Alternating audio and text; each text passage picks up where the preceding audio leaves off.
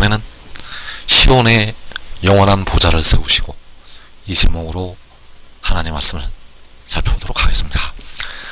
여호와 아버지께서는 시온에 영원한 보좌를 세우시게 되는데 그 보좌에 독생자를 통해서 독생자가 그 보좌에 앉게 되고 백성들을 다스리게 됩니다. 그래서 이 시간에 시온에 영원한 보좌를 세우시고 이 제목으로 하나님의 말씀을 살펴보도록 하겠습니다.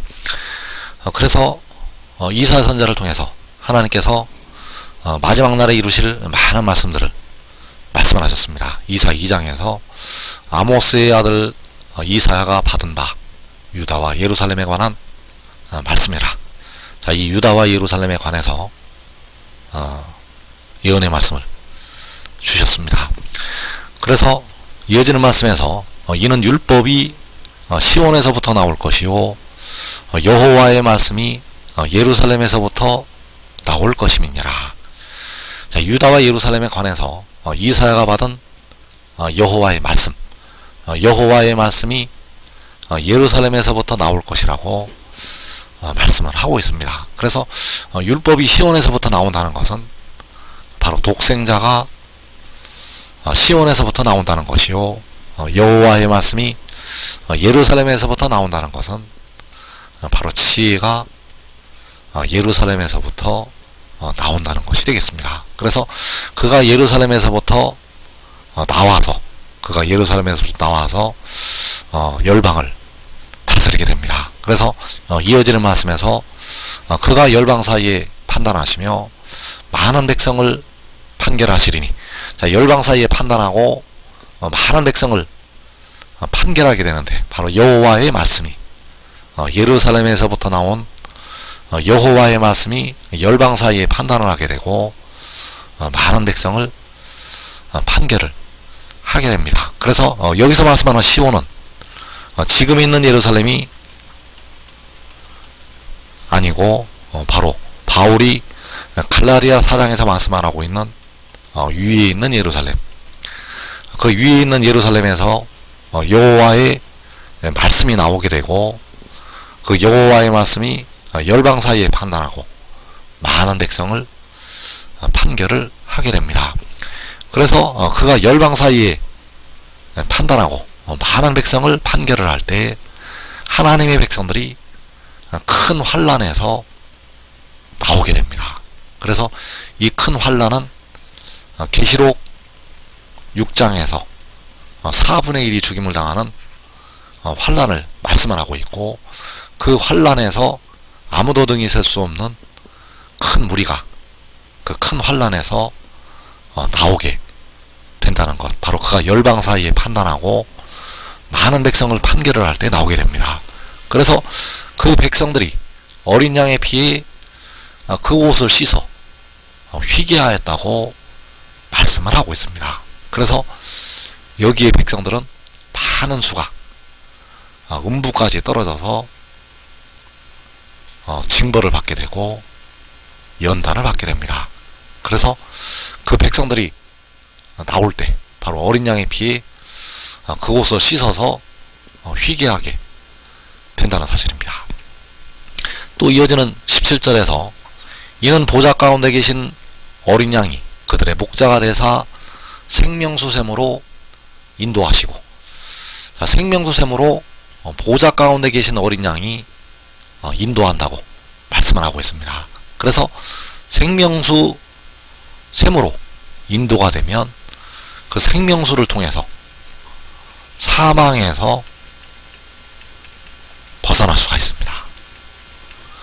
그래서 그 피로, 그 어린 양의 피로 영혼의 죄가 음부에서 해방이 되고 영혼의 죄가 씻어지게 되고, 그리고 그 생명수로 육신의 죄가 씻어지게 되고 그 육신이 무덤에서 사망에서 벗어날 수가 있게 됩니다. 그래서 그 피와 그 주님의 피와 생명수가 보좌 가운데 계신 어린 양으로부터 백성들에게 임하게 됩니다.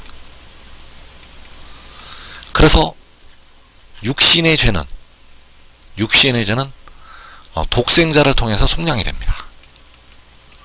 육신의 죄는 태초에 태어난 독생자를 통해서 속량이 되고, 영혼의 죄는 만군의 여호와께서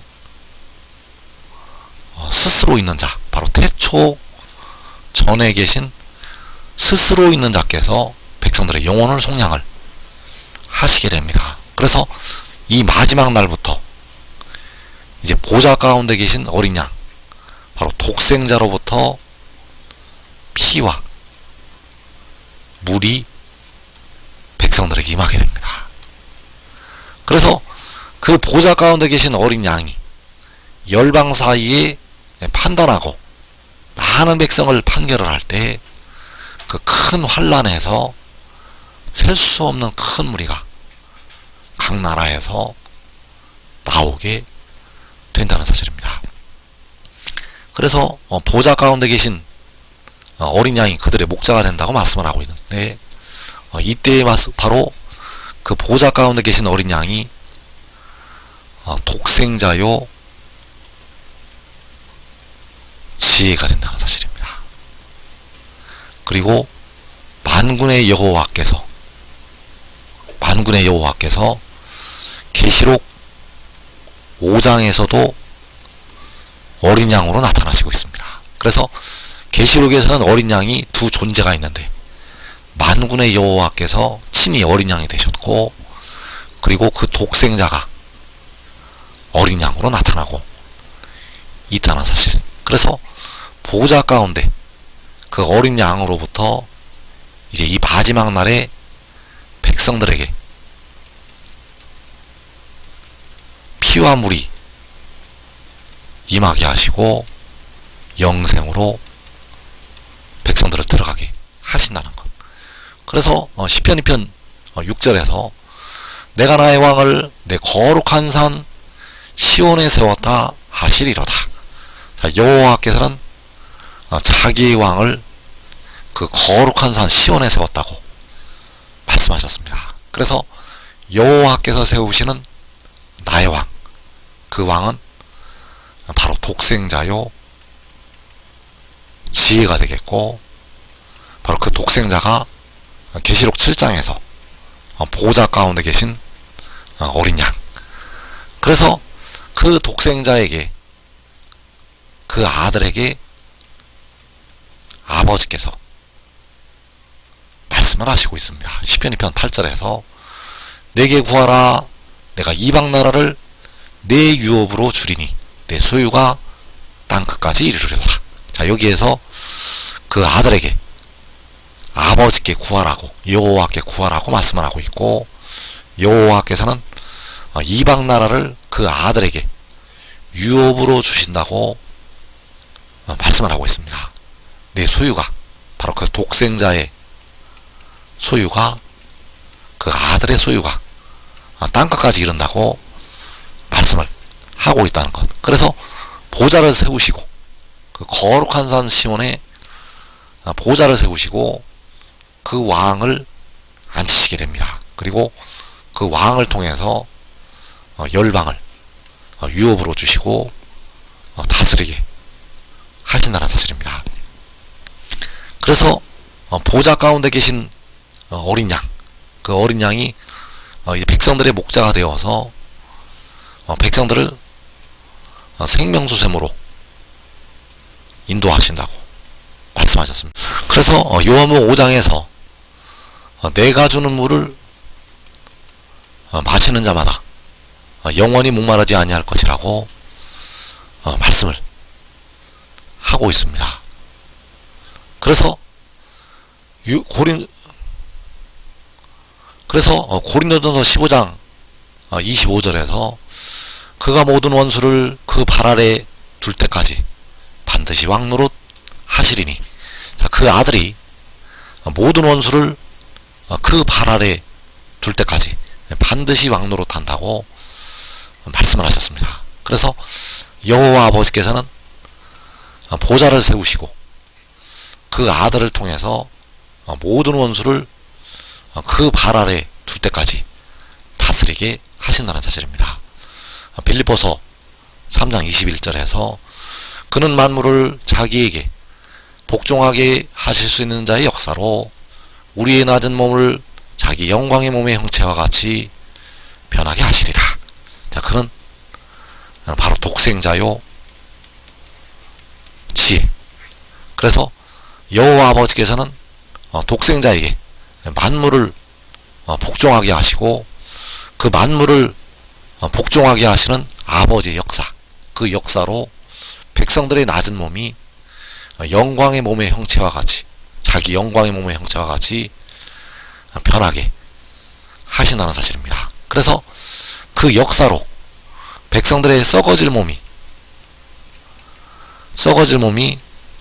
썩지 아니할 영광의 몸으로 변화가 된다는 사실입니다. 그래서 보좌 가운데 계신 어린 양을 통해서, 바로 독생자를 통해서 백성들에게 생명수를 주시게 되고, 생명수를 마시는 백성들은 그 영광의 몸으로 변화가 된다는 사실입니다. 그래서 모든 원수를 그 발 아래 둘 때까지 그 보좌에서 반드시 왕노릇을 하게 됩니다.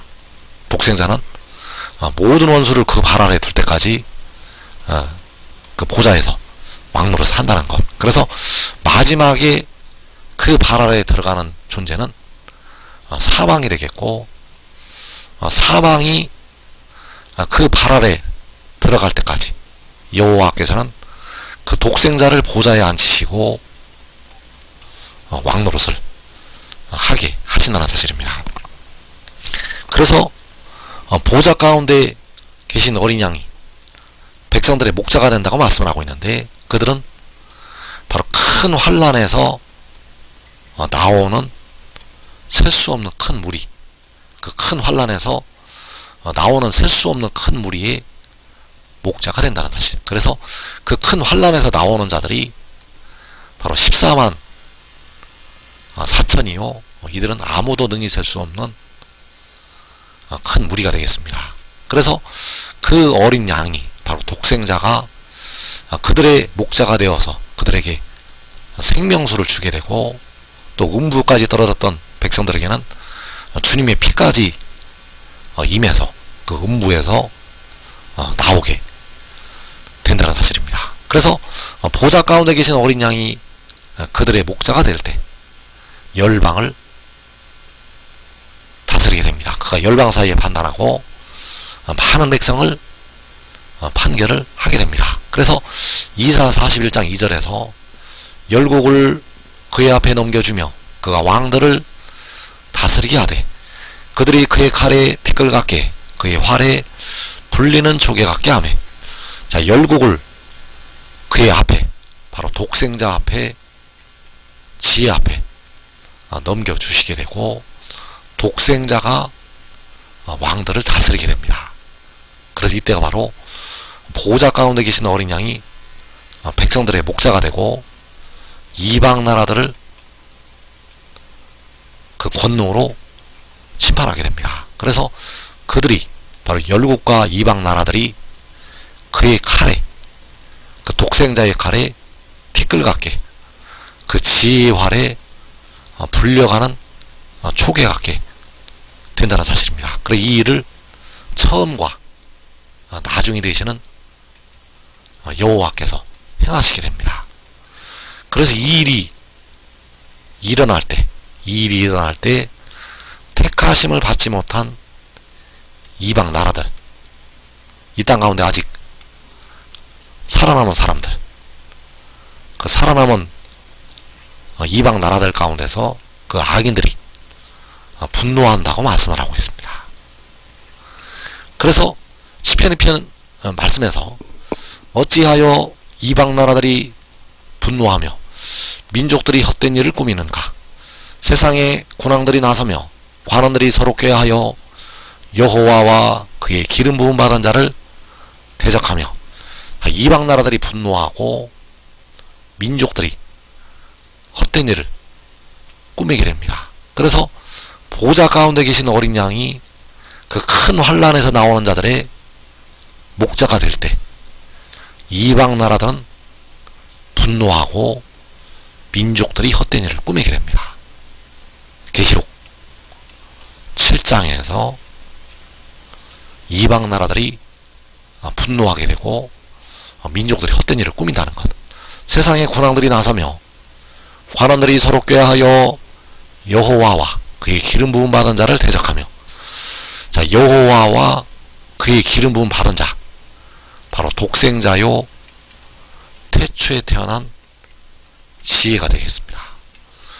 스스로 있는 자와 태초에 태어난 자를 대적을 하게 됩니다. 그래서 보좌 가운데 계신 어린 양이 백성들의 목자가 될 때 이방 나라들이 분노하고 서로 꾀하게 된다는 사실입니다.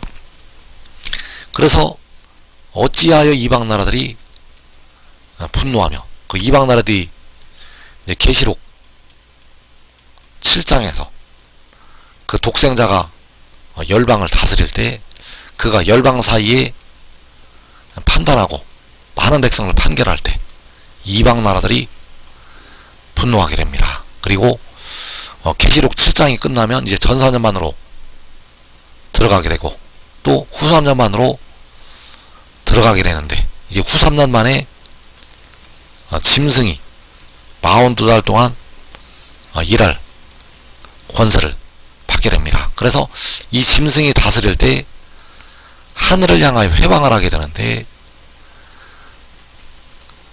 그 하늘을 향해서 회방을 하는 것이 바로 이방들이 분노를 하는 것.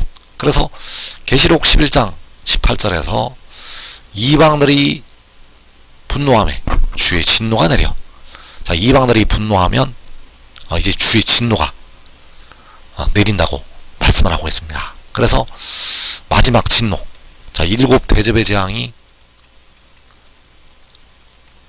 그 분노하는 이방을 향해서 쏟아지게 됩니다. 그래서 계시록 11장 19절에서 이에 하늘에 있는 하나님의 성전이 열리니 성전 안에 하나님의 언약궤가 보이며 또 번개와 음성들과 우레와 지진과 큰 우박이 있더라. 자, 이 번개와 음성들과 우레와 지진과 큰 우박, 바로 진노하는, 아니 분노하는 이방들을 향한 하나님의 진노가 되겠습니다. 그래서 성전 안에 하나님의 언약궤가 보인다고 말씀을 하고 있는데, 그 하나님의 언약궤 안에는 독생자, 바로 지혜가 있게 됩니다. 그래서 하나님의 언약궤가 보인다는 것은 하나님이 세우신 보좌가 보인다는 것이 되겠습니다. 그 보좌가 바로 하나님의 언약궤. 그래서 성전 안에 보좌가 보이게 되고 또 번개와 음성들과 우레와 지진과 큰 우박이 있다고 말씀을 하고 있습니다. 그래서 이때까지는 하나님의 성전이 그 장막 안에 있게 되는데, 하늘에 거룩한 성 새 예루살렘, 하늘의 장막이 있게 되고 그 안에 하나님의 성전이 있게 됩니다. 그리고 그 안에 하나님의 언약궤가 보이게 된다는 사실입니다. 그래서 그 언약궤가 보이고 바로 그 보좌가 보이게 되고 그 보좌를 세우시고 진노하는, 아니 분노하는 이방들을 향해서 주의 진노가 쏟아져 내리게 됩니다. 그래서 이방 나라들이 분노할 때 주의 진노가 그 분노하는 이방들을 향해서 내리게 된다는 사실입니다. 그래서 지금 하늘의 일을 믿고 순종을 하는 자들은 계시록 6장의 큰 환란에 들어가지 않게 됩니다. 한 사람이 믿고 순종하면 이 큰 환란에 자기와 자기의 온 집이 들어가지 않는다는 것, 이 복된 자리에 꼭 들어가기를 축원합니다.